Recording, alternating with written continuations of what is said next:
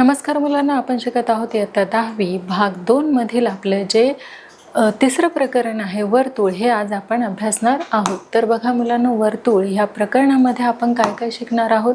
तर वर्तुळ या प्रकरणामध्ये आपण 1, 2, 3 बिंदूतून जाणारी वर्तुळे, तशीच वृत्तछेदिका, तसेच स्पर्शिका आणि स्पर्शवर्तुळे, तसेच वर्तुळ कंस आणि अंतर्लिखित कोन व आंतरखंडित कंस, चक्रीय चौकोन आणि स्पर्शिका छेदिका कोनाचे प्रमेय, तसेच जीवांच्या छेदनाचे प्रमेय यांचा सविस्तर अभ्यास जो आहे तो आपण या प्रकरणामध्ये करणार आहोत। चला मग मुलांना सुरुवात करूया आपण आपलं वर्तुळ या प्रकरणाला। तर बघा, वर्तुळ या प्रकरणामध्ये आपण काय अभ्यासणार आहोत। तर बघा, वर्तुळ या आकृती संबंधीचं केंद्र, त्रिज्या, व्यास, जीवा, अंतर्भाग, बाह्य भाग, तसेच एकरूप वर्तुळे, समकेंद्री वर्तुळे व छेदणारी वर्तुळे या संज्ञांचा चांगला परिचय आपल्याला झालेला आहे। म्हणजे ही जी वर्तुळे आहे ती कशी आहे, एकरूप वर्तुळे आहे, म्हणजे समान असणारी वर्तुळे आहे। ही आहेत समकेंद्रीय वर्तुळे आणि ही याच्यात दिसत आहे आपल्याला छेदणारी वर्तुळे। तर ह्या वर्तुळांचाच आपल्याला काय करायचं आहे, या पाठामध्ये अभ्यास करून घ्यायचा आहे। तर बघा, त्यासाठी आपल्याला आपण इथे काय केलेलं आहे, तर पहिलं जे उदाहरण आहे ते आपण इथे घेतलेलं आहे की सोबतच्या आकृतीत केंद्र सी असलेल्या वर्तुळाची रेख डीई जीवा आहे। आता ही जी डीई आहे ती काय आहे, दिलेल्या वर्तुळाची जीवा आहे आणि रेख सीएफ लंब जीवा काय आहे, डीई आहे। ही जी सीएफ आहे ती जीवेवरती काय आहे, लंबरेषा आहे। जर वर्तुळाचा व्यास 20 सेंटीमीटर आणि डीई बरोबर 16 सेंटीमीटर असेल तर सीएफ बरोबर किती, हा प्रश्न सोडविण्यासाठी खालील प्रमेय आणि गुणधर्म आपल्याला वापरायचा आहे। म्हणून वर्तुळ केंद्रातून जीवेवर काढणारा लंब जीवेला काय करतो, दुभागतो। मग वर्तुळ केंद्रापासून जीवेच्या मध्यबिंदूला जोडणारी रेषा जीवेला काय असते, तर ती लंब असते। म्हणून बघा, दिलेल्या माहितीवरून आपल्याला व्यास जो आहे तो किती दिलेला आहे, तर 20 सेंटीमीटर, डी बरोबर किती दिले आहे, तर ती 16 सेंटीमीटर दिलेली आहे। म्हणजे त्रिज्या किती असणार आहे, तर 10 सेंटीमीटर। तसंच डी एफ बरोबर 8 सेंटीमीटर दिलेला आहे। मग पायथागोरसचा प्रमेय वापरून सी डी वर्ग बरोबर डी एफ वर्ग अधिक काय आहे, सी एफ वर्ग। मग सी एफ वर्ग बरोबर सी डी वर्ग वजा डी एफ वर्ग, म्हणून सी एफ वर्ग बरोबर काय आहे, किमती टाकलेल्या आहेत 100 वजा 64। सी एफ वर्ग बरोबर किती आलेला आहे, 36। मग सी एफ बरोबर त्याचा वर्गमूळ आहे 6 सेंटीमीटर। सी एफ बरोबर किती, तर 6 सेंटीमीटर। सी एफ बरोबर किती आलेला आहे, तर 6 सेंटीमीटर आलेलं आहे। आता दुसरं देखील आपण इथे एक्झाम्पल घेऊया।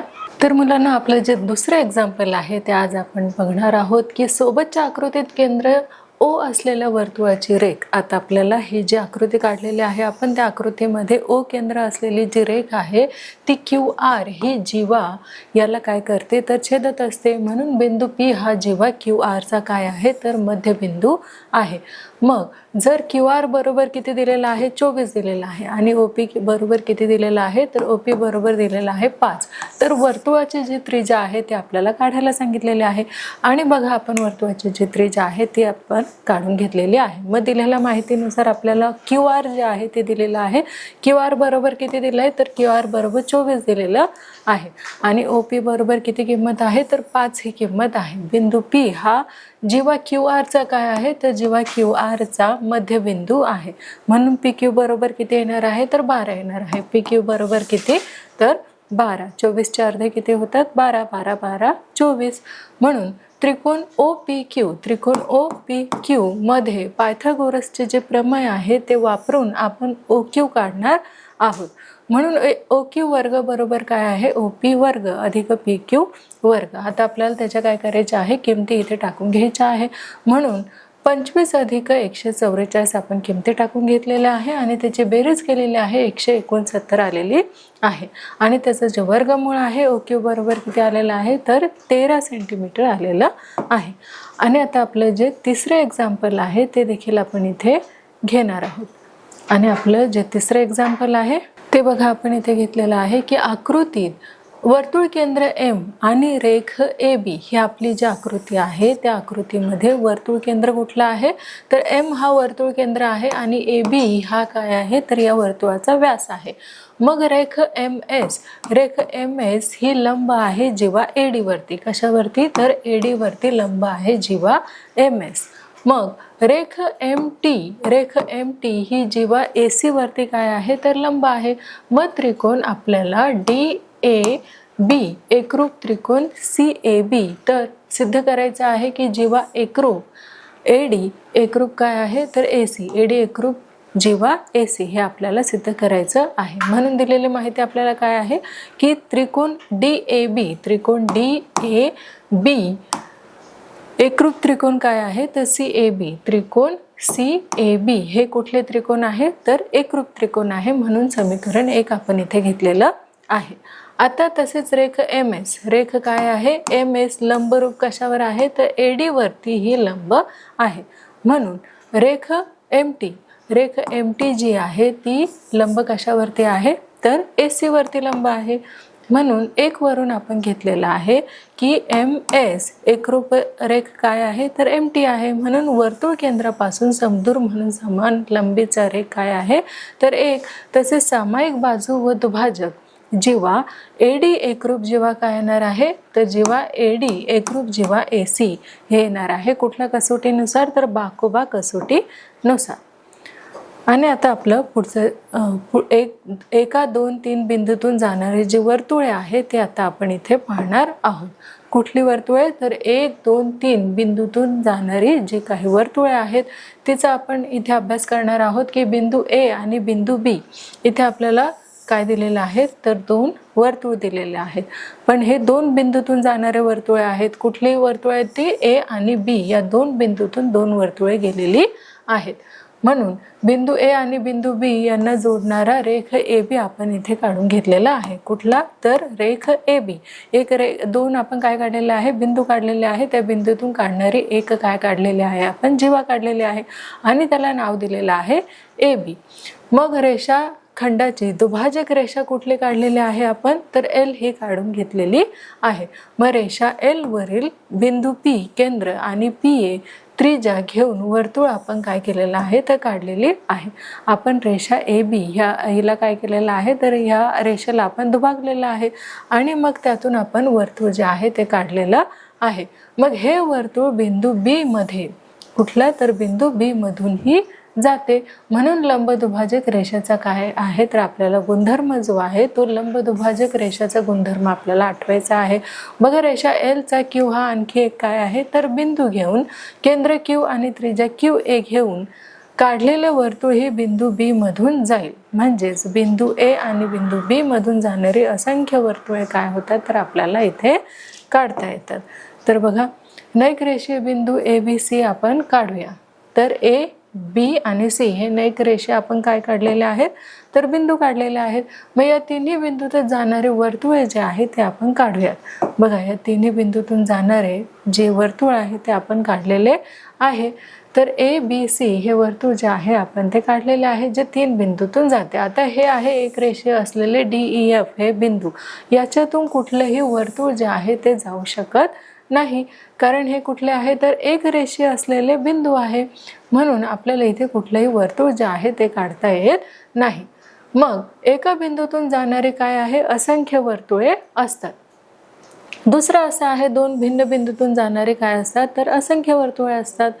तर ही 3 जे आहे तिसरं आपलं तर नैक रेषीय बिंदूतून जाणारे एक आणि एकच वर्तुळ असतं. कुठल्या तर नैक रेषेतून. आणि जे चौथा आहे आपलं 3 एक रेषीय बिंदूतून जाणारे एकही वर्तुळ नसते. 3 जे नैक रेषीय बिंदू आहे त्यातून जाणारे एकही वर्तुळ नसतं. मग आता वृत्तछेदिका आणि स्पर्शिका हे आपण अभ्यासणार आहोत.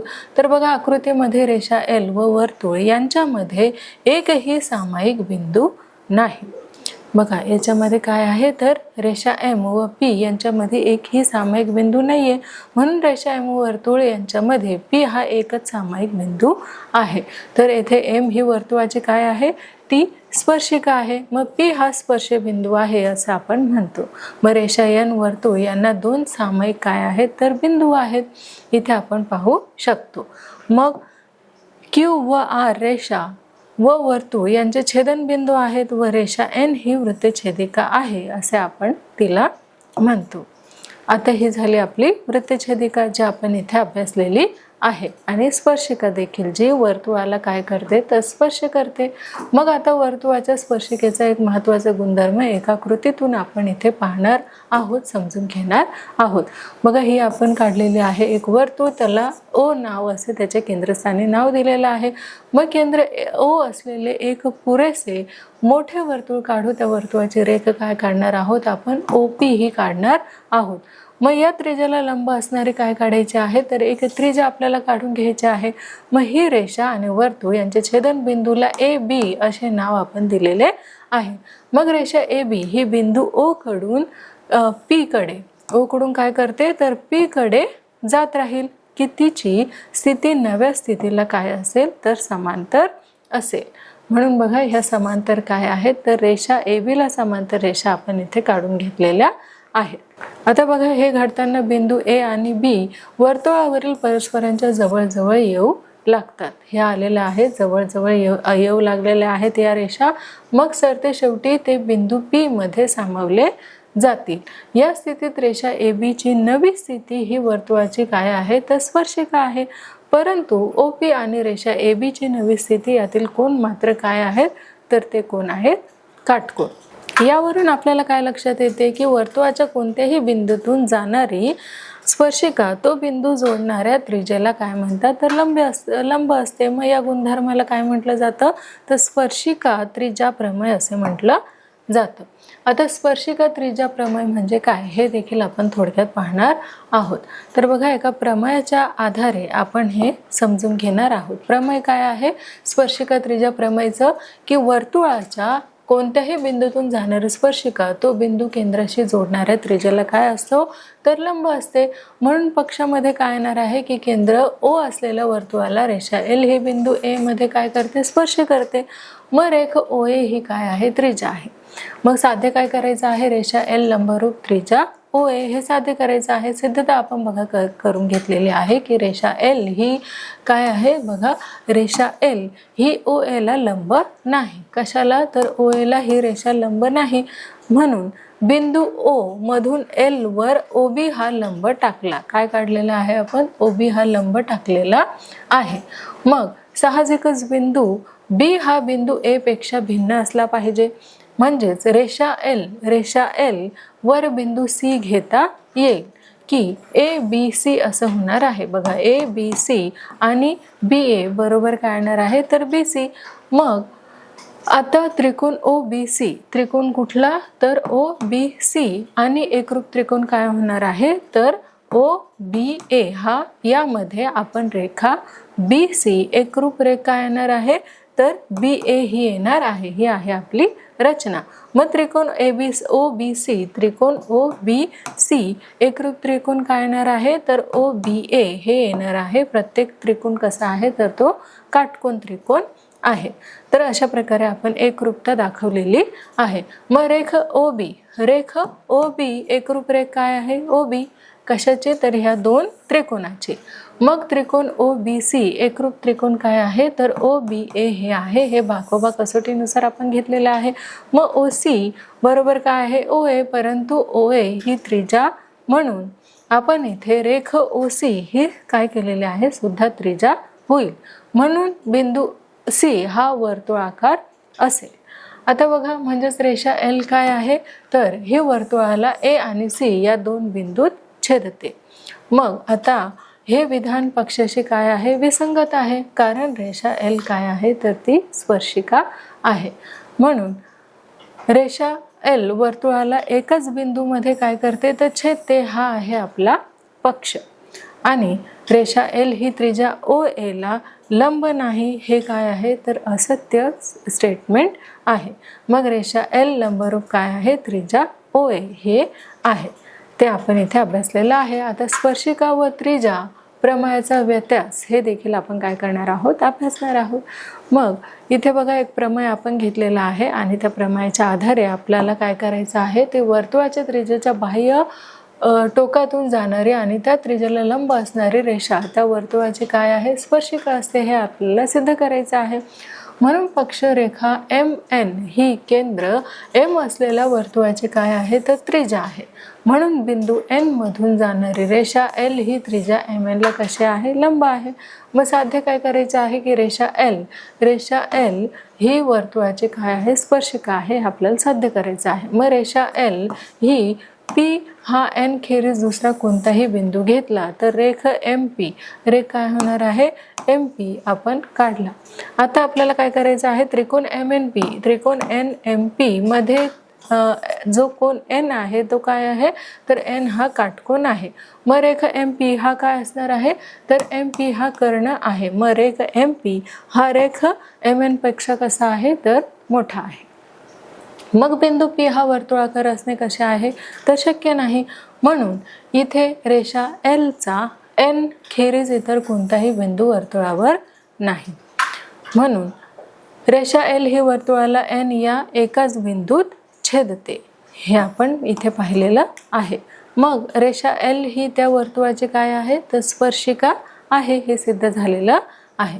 आता बघा इथे आपण एक वर्तुळ घेतलेला आहे. मग केंद्र A स्थानी असणाऱ्या वर्तुळाला B हा एक बिंदू दिला आहे. मग या वर्तुळाचं बिंदू B मधून जाणारी स्पर्शिका काढावयाची आहे. म्हणून बिंदू B या जाणारी असंख्य जे काय असतात तर रेषा असतात. बिंदू B मधून जाणाऱ्या काय असतात असंख्य रेषा असतात. म्हणून बिंदू B मधून जाणाऱ्या एकापेक्षा जास्त स्पर्शिका असू शकत नाही. म्हणून इथे बघा वर्तुळाच्या C जो आहे या बिंदूतून त्या वर्तुळाला स्पर्शिका काढता येणार नाही. मग वर्तुळाच्या बाह्य भागातील D या बिंदूतून जाणाऱ्या त्या वर्तुळाच्या स्पर्शिका असू शकतात का असल्यास अशा किती स्पर्शिका असतील हे आपल्याला सांगायचं आहे. मग बघा आकृतीत दाखवल्याप्रमाणे वर्तुळाच्या बाह्य भागातून त्या वर्तुळाला 2 स्पर्शिका काढता येतात. बघा किती स्पर्शिका काढलेल्या आहेत तर 2 स्पर्शिका काढलेल्या आहेत. आणि रेषा DP आणि रेषा DQ ह्या काय आहेत तर स्पर्शिका आहेत. म्हणून केंद्र A असलेल्या वर्तुळाला बिंदू P आणि बिंदू Q मध्ये स्पर्श करतात. मग रेख DP मग इथे रेख जी DP आहे रेख DP आणि रेख DQ यांना काय म्हटलं जातं तर स्पर्शिका खंड असं म्हटलं जातं. आता बघा स्पर्शिका खंडाचे जे प्रमेय आहे ते आपण पाहणार आहोत. आणि स्पर्शिका खंडाचे जे प्रमेय आहे ते आपण इथे घेणार आहोत की वर्तुळाच्या बाह्य भागातील बिंदूपासून त्या वर्तुळाला काढलेला स्पर्शिका खंड एकरूप असतात. मग बघा आपण इथे एक आकृती काढून घेतलेली आहे. रेख DP रेषा काय आहे इथे तर DP व रेषा DQ हा काय आहे स्पर्शक खंड आहे. मग D हा त्यांचं काय असणार आहे तर D हा त्यांचा छेदनबिंदू आहे. मग सिद्ध करायचं आहे की बाजू DP एकरूप बाजू काय आहे DQ. मग सिद्ध काय करायचं आहे की त्रिकोण PAD आणि त्रिकोण QAD काय सिद्ध करायचं आहे तर QAD यामध्ये बाजू PA एकरूप बाजू काय आहे तर AQ एकाच वर्तुळाच्या काय आहेत या त्रिज्या आहे. म्हणून बाजू AD एकरूप बाजू काय असणार आहे तर AD ह्या सामायिक बाजू आहेत. म्हणून कोण त्रिकोण APD कोण AQD बरोबर किती आहे 90 अंश स्पर्शिकाचे काय आहे हे प्रमेय आहे. मग त्रिकोण PAD एकरूप त्रिकोण काय आहे QAD या आहे आंतरकोन गुणधर्म. मग बाजू DP एकरूप बाजू काय असणार आहे DQ. मग हे आहे कोबाको कसोटी नुसार आपण हे घेतलेलं आहे. आता प्रमेयावर आधारित काही उदाहरणे जे आहेत ते देखील आपण इथे सोडवणार आहोत. आणि बघा पहिलं जे उदाहरण आपल्याला दिलेलं आहे ते आहे दिलेल्या आकृतीत केंद्र D असलेला वर्तुळ कोन ACB च्या बाजूंना बिंदू A आणि B मध्ये स्पर्श करते. मग जर ACB बरोबर काय आहे 52 अंश आहे तर कोन ADB चे जे माप आहे ते आपल्याला काढायचे आहे. म्हणून बघा उकल आपण करून घेतलेले आहे की चौकोनाच्या चारही कोनाच्या मापाची बेरीज किती आहे 360 अंश असते. म्हणून कोण ACB, कोण ACB अधिक कोण काय येणार आहे CAD, कोण CAD अधिक काय येणार आहे कोण CAB, CAB अधिक कोण ADB बरोबर किती तर 360 अंश. म्हणून 52 अधिक 90 अंश अधिक 90 अंश अधिक कोण ADB बरोबर किती आहे 360 अंश. स्पर्शिका त्रिज्या प्रमेयानुसार आपण घेतलेला आहे. म्हणून कोण ADB अधिक 232 अंश बरोबर किती आलेला आहे तर 360 अंश. मग इथे कोण ADB बरोबर काय आहे 360 अंश वजा 232 अंश बरोबर काय आलेला आहे 128 अंश आलेला आहे. आता बघा इथे आपण वजाबाकी केलेली आहे 128 अंश आलेला आहे. आणि त्यानंतर त्रिकोण ADB बरोबर काय आहे 360 वजा काय होणार आहे 232. मग किती येणार आहे तर आपण मायनस केलेलं आहे 128 अंश आलेला आहे. म्हणजे कोण ADB बरोबर किती आलेला आहे तर 128 अंश आलेला आहे. आता पुढील जे उदाहरण आहे ते देखील आपण इथे घेणार आहोत.